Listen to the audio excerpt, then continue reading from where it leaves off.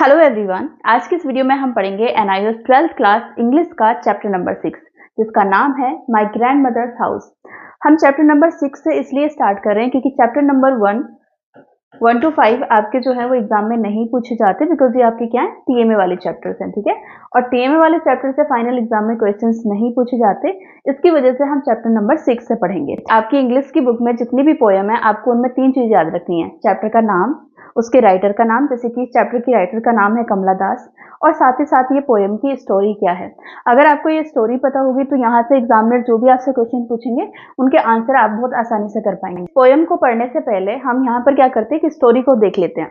इससे क्या होगा कि एग्जाम में आपको ये पोएम बहुत आसानी से याद रहेगी, भूलेंगे नहीं आप इसको, ठीक है। मान लेते हैं कि बचपन में आपका कोई दोस्त था, आपको बहुत प्यार करता था, मतलब ऐसा था कि उसकी कोई कंडीशन नहीं थी कि वो आपको प्यार कर रहा है तो आप भी उसको प्यार करो, ठीक है। वो आपका साथ दे रहा है तो आप भी उसका साथ दो, ठीक है। वो दुखी है तो आप भी दुखी हो, ऐसी उसकी कोई एक्सपेक्टेशन नहीं थी और वो आपसे बहुत प्यार करता था, ठीक है। मान लीजिए कि आप किसी दूसरे शहर में, आपके पापा का ट्रांसफर हो गया, आप वहां चले गए, ठीक है। आपके दोस्त से आप मतलब बिछड़ गए, तो क्या हुआ कि आप बड़े हो गए, आप काफी टाइम हो गया, ठीक है। उसके बाद में अभी इस टाइम पे जो आपकी लाइफ चल रही है, इस टाइम पे आपके पास कोई सच्चा दोस्त नहीं है। दोस्त हैं तो कुछ इस तरीके के हैं जो अपने मतलब से आपसे दोस्ती रख रहे हैं। ये बताना पड़ता है कि आप परेशान हो, आप उदास हो, आपकी परेशानी में आपका साथ दें, ठीक है। तो यहाँ पर आपको उन्हें बताना पड़ता है, फिर भी वो आपकी केयर नहीं करते, आपका ध्यान नहीं रखते। जहाँ पर आपको ये बताना पड़े कि आप परेशान हो, ठीक है, आप अपने दोस्त के साथ कहीं जा रहे हैं घूमने के लिए, वो अपने ही मस्ती में मस्त है, आपको पूछ भी नहीं रहा है, ठीक है। आप अकेले बैठे हो तो आपको क्या होगा, उस टाइम पे बहुत अकेलापन महसूस होगा कि पूरी सब कुछ है आपके पास, फिर भी आप क्या कर रहे हो, अकेलापन महसूस कर रहे हो, ठीक है। तो ऐसे में क्या होगा, जब आप बहुत अकेलापन महसूस कर रहे होंगे, ठीक है, आपके आसपास आपको कोई प्यार करने वाला नहीं होगा, आपके आपके अकेलेपन में आप इनसिक्योर फील कर रहे होंगे, ठीक है। ऐसे में आपको कौन याद आएगा, आपको अपना वो पुराना दोस्त याद आएगा जो आपको इतना प्यार करता था कि आपसे आपके दुख में दुखी होता था। तो यहाँ के जितने भी आपके दोस्त हैं, चाहे वो बेशक अमीर सही, ठीक है, लेकिन आपको किसकी याद आएगी, आपको अपने दोस्त की याद आएगी। बेशक आपका दोस्त वो गरीब था, गाँव में रहता था, फिर भी आपको अपने दोस्त की याद आएगी और आपका मन करेगा कि काश किसी तरीके से मैं उड़ के वहां चला जाऊं। और जिस घर में आपने अपने दोस्त के साथ टाइम बिताया था वो घर एक तरीके से अब क्या बुरा मतलब खंडर बन चुका है, वीरान बन चुका है, अब वहां पर कोई रहता नहीं है। फिर भी आपको वहां जाके सुकून मिलेगा, ठीक है। वहां पर जाके वहां जाके आपको क्या मिलेगा, सुकून मिलेगा, जो आपको यहाँ पर नहीं मिल रहा। जो अकेलापन आपको यहाँ पर फील हो रहा है वो आपको वहां पर नहीं होगा, ठीक है। दोस्त आपको बिन बताए आपकी प्रॉब्लम्स नहीं समझ पा रहे हैं, आपकी उदासी नहीं देख पा रहे हैं, आपका अकेलापन महसूस नहीं कर पा रहे हैं, तो एक तरीके से ये हो गया कि आप प्यार की उनसे भीख मांग रहे हैं, ठीक है। तो यहाँ पर इस पोएम में वही चीज यहाँ पर बोल रखी है। तो कुछ ऐसे वर्ड्स हैं जिनमें कहीं बच्चों को कंफ्यूजन ना हो, इसकी वजह से मैंने ये वाली स्टोरी यहाँ पर आपको बताई। अब आप आसानी से इस पोएम को समझ पाएंगे, ठीक है। What are the things your grandmothers did for you when you were a child? What memories do you have of the time you spend with her? ठीक है। तो कुछ ना कुछ हमारी दादी नानी के साथ की जो हमारी यादें होती है बचपन की, वो सभी के साथ जुड़ी हुई हैं, ठीक है। हमारी दादी से हमें प्यार मिलता था, किस तरीके से हमारा ध्यान रखती थी, ठीक है। तो सबके साथ कुछ ना कुछ यादें होंगी। Now let us read the poem my grandmother's house. The poet remembers her grandmother and wishes that she were alive to love her, to make her feel wanted. Here is the poem. देखो, poem के अंदर जो poet हैं जिनका नाम है कमला दास, ठीक है, वो क्या कर रही हैं, वो अपनी दादी के घर को याद कर रही हैं। बेसिकली उन्हें इतना घर से इतना लगाव नहीं है जितना उन्हें उनकी दादी से मिलने वाले प्यार से लगाव है, ठीक है। जितना उनसे मिले हुए प्यार को कर रही हैं। वो विश कर रही है कि काश उनकी दादी जिंदा होती, उन्हें प्यार करती, उन्हें ये फील कराती कि तू मेरे लिए इंपॉर्टेंट है, ठीक है। तो जो कमला दास जी हैं, इनकी 15 साल की उम्र में शादी हो गई थी और जिनकी शादीशुदा जीवन था वो अच्छा नहीं चल रहा था। एक तरीके से ऐसे समझने की कोशिश कर लीजिए कि एक लड़की शादी करके अपने ससुराल जाती है, ठीक है, उसकी कोई एक्सपेक्टेशन होती है कि उनके ससुराल वाले उनको समझे, उतना ही प्यार करे जितना उन्हें उनके घर पे प्यार मिलता था। और जब वो प्यार ना मिले तो उनको किसकी याद आएगी, अपने घर वालों की याद आएगी। तो कुछ इसी तरीके से यहाँ पर इस पोएम में भी है, ठीक है। ये पोएम है वो 3 स्टैंजा में बटी हुई है, ठीक है। यहाँ पर हमारा फर्स्ट स्टैंजा ये है एंड सेकेंड स्टैंजा आपका यहाँ तक है, ठीक है। उसके बाद ये हमारा थर्ड स्टैंजा है। तो हम यहाँ पर तीनों को पढ़ लेते हैं, ठीक है। पोएम है there is a house now far away where once I received love, that woman died.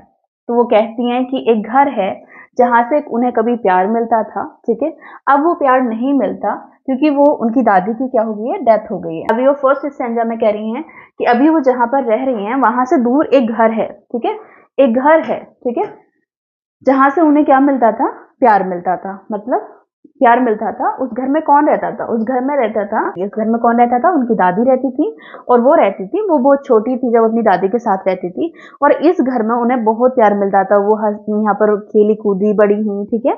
और उसके बाद में एक दिन ऐसा क्या होता है कि उनकी दादी की डेथ हो जाती है, ठीक है। अब उनकी दादी की जैसे ही डेथ होती है, उसके बाद में इस घर में मानो सन्नाटा छा जाता है, ठीक है। ये घर एक तरीके से वीरान हो जाता है। वो बता रही हैं कि दैट वुमन डाइड, ठीक है। तो जो प्यार उन्हें वहां से मिलता था, अब वो प्यार नहीं मिलता, क्योंकि वो जो औरत थी वो मर चुकी है, यानी कि उनकी दादी की डेथ हो चुकी है। उनकी दादी की डेथ के बाद में क्या हुआ? The house withdrew into silence, snakes moved among books, I was then too young to read and my blood turn cold like the moon. तो यहाँ पर एक मेटाफर यूज किया गया है, snakes moved among books. Real में जो किताब है उस पर सांप नहीं घूम रहे हैं, लेकिन जो घर है वो क्या है कि उस घर में सन्नाटा छा चुका है। अब किसी की डेथ के बाद अगर उस घर को बंद कर दिया जाए, ठीक है, तो उस घर में क्या होगा? अंधेरा होगा, ठीक है, और वीरान पड़ा होगा। आप अगर कुछ सालों तक अपने किसी घर को आपने बंद कर दिया, ठीक है, उसको आपने खोल के नहीं देखा, तो आप क्या देखोगे कि वहां पर कीड़े वगैरह आने स्टार्ट हो जाएंगे, सांप आने स्टार्ट हो जाएंगे, जानवर वगैरह आने स्टार्ट हो जाएंगे। स्नेक है वो यहाँ पर एक तरीके से क्या है कि आपके डेंजर और कॉल्डनेस को यहाँ पर दिखाता है, ठीक है। तो यहाँ पर कह रही है कि दादी की डेथ के बाद घर में पूरा सन्नाटा छा गया था, ऐसा मानो कि जो किताबें उन पर भी सांप घूम रहे हैं, ठीक है। और उस टाइम पे वो इतनी छोटी थी कि उन किताबों को पढ़ नहीं सकती। देखो उस टाइम पे भी वो किताबें थी, लेकिन वो इतनी छोटी थी कि उन किताबों को पढ़ भी नहीं सकती थी। यानी उनकी दादी की डेथ से पहले उनके घर में किताबें थी, ठीक है, बुक्स थी, जिनको उनकी दादी पढ़ती थी। जो पोइट थी कमला दास जी, उनको उन बुकों को पढ़ने का मौका नहीं मिल पाया, क्योंकि वो उस टाइम पे इतनी छोटी थी कि वो बुक्स को पढ़ती भी तो उनको कुछ समझ में नहीं आता, ठीक है, वो बहुत छोटी थी, ठीक है। तो अभी वो ये सब चीज सोचती हैं, जब भी वो सोचती हैं कि उनकी दादी की जो डेथ हो गई है, एंड ये सब चीज सोच के, अपनी दादी की डेथ को सोच के, उनका जो खून है वो चांद की तरह ठंडा पड़ गया। एक तरीके से यहाँ पर ऐसे कंपैरिजन किया जा रहा है, जैसे हम कह रहे थे ना कि अरे वो तो शेर की तरह बहादुर है, ठीक है। तो यहाँ पर इसका मतलब ये है कि उनका जो खून है, मतलब वो एक तरीके से बहुत ज्यादा दुख में हो जाती हैं, ये सोच कर ही कि उन्हें एक घर से जहां से उन्हें बहुत प्यार मिलता था, उनकी दादी की डेथ हो चुकी है, घर में सन्नाटा छा चुका है, अब उस घर में कुछ भी नहीं बचा, ठीक है। किताबें भी एक तरीके से यूजलेस हैं, वो कोई पढ़ नहीं सकता, क्योंकि वहां पर एक तरीके से क्या है कि जिस घर को आप सालों तक बंद रखोगे, तो वहां पर क्या है कि कीड़े मकोड़े आने जाने स्टार्ट कर देते हैं, ठीक है। तो यहाँ पर वो वही बता रही है। जो सेकंड स्टैंजा है उसमें वो क्या कहती हैं कि how often I think of going there to peer through blind eyes of windows, or just listen to the frozen air, or in wild despair pick an armful of darkness to bring it here to lie behind my bedroom door like a brooding dog। Second stanza में बता रही है, जिससे भी वो बात कर रही है, उनको कह रही हैं कि कई बार मैंने सोचा कि मैं यहाँ से, जहाँ पर अभी वो रह रही हैं, ठीक है, जिस घर में वो रह रही हैं, वहां से वो क्या करें, अपनी दादी के घर पे जाएं, ठीक है। दादी के घर पे जाके वो क्या करना चाह रही हैं? वो यहाँ पर जो यहाँ की खिड़कियां हैं, ठीक है, ये जो खिड़कियां आप देख रहे हैं, अब अंधी खिड़कियां इसलिए इनको बोला गया, ब्लाइंड आईज ऑफ विंडोज इसलिए बोला गया है क्योंकि ये खिड़कियां क्या है, इसमें अंधेरा है, ठीक है, अंदर से पूरा घर बंद है, तो उसमें अंधेरा है, ठीक है, तो यहाँ से कुछ दिखेगा नहीं, इसलिए इनको क्या बोला गया, ब्लाइंड आईज ऑफ विंडोज बोला गया, ठीक है। घर क्या है, बंद पड़ा है, तो जिसकी वजह से यहाँ पर जो फ्रोजन एयर बोला गया है कि जमी हुई हवा, तो ये इसलिए बोला गया है कि कोई नई घर खोला नहीं है किसी ने, तो वहां पर नई हवा आई नहीं है, तो जो रुकी हुई हवा है, जो अंधेरा है, उसको यहाँ पर क्या करना चाहती है, वहां से यहाँ आके उसको क्या करना चाहती है, खिड़की से अंदर झांकना चाहती है, देखना चाहती है, और साथ ही साथ उस घर की हवा को, जो रुकी हुई हवा है, उसको महसूस करना चाहती है, सुनना चाहती है, ठीक है। तो उनको क्या मिलेगा, सुकून मिलेगा, ठीक है, क्योंकि उनको जो सुकून, जो अकेलापन उनको यहाँ महसूस हो रहा है, यहाँ नहीं होगा। आप यहाँ पर कोशिश करने की कोशिश करें, यहाँ पर इमेजिन करने की कोशिश करें कि एक ऐसा घर जहाँ पर मतलब कीड़े मकोड़ों का आना जाना है, बिल्कुल वीरान घर पड़ा हुआ है, वो भी उनको क्या कर रहा है, सुकून दे रहा है, उनको वहां पर आने से अकेलापन महसूस नहीं हो रहा, जितना उनको यहाँ पर हो रहा है सबके साथ रहते हुए। इसका मतलब है कि वो इस टाइम पे इतना अकेलापन महसूस कर रही हैं, ठीक है, इतनी अकेली हैं कि वो उनको यहाँ पर इस तरीके के घर में भी सुकून मिल रहा है। वो यहाँ पर आके क्या करना चाहती हैं, यहाँ के अंधेरे को देखना चाहती है, जहां से उन्हें कभी सच्चा प्यार मिला था, ठीक है।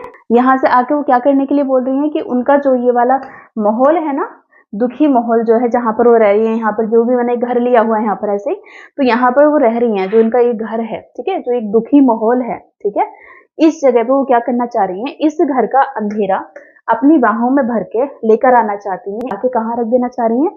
अपने जिस घर में अभी वो रह रही हैं वहां पर अपने बेडरूम के दरवाजे के पीछे लाकर रख देना चाहती है, जैसे लाइक ए ब्रूडिंग डॉग, मतलब एक पालतू कुत्ते की तरह। हम पालतू कुत्ता होता है उसको हम पालते हैं तो उसके साथ हमें ना ही तो अकेलापन महसूस होता है, हम सिक्योर फील करते हैं, ठीक है।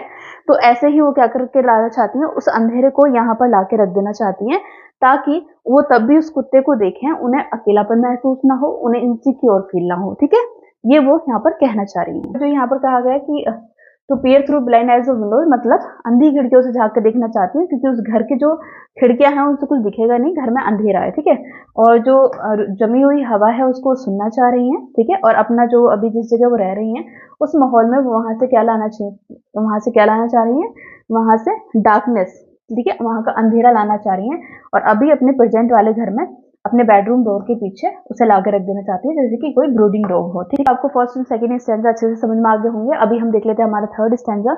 और यहाँ पर क्या कहा गया है, वो किसी से बात कर रही है, जो कमला दास जी जो पोइट है वो किसी से बात कर रही है, ठीक है। हो सकता है उनके हस्बैंड हो, उनसे वो बोल रही है, क्योंकि यहाँ पर उन्होंने एक वर्ड यूज किया डार्लिंग, तो हो सकता है वो अपने हस्बैंड से बात कर रही हो। तो यहाँ पर वो बोला गया है कि you can not believe darling, can you, कि आपको भरोसा नहीं होगा, आपको भरोसा नहीं होगा, क्या आप भरोसा कर सकते हैं, that I lived in such a house and was proud and loved, I who have lost my way and beg now at a stranger's door to receive love at least in small change.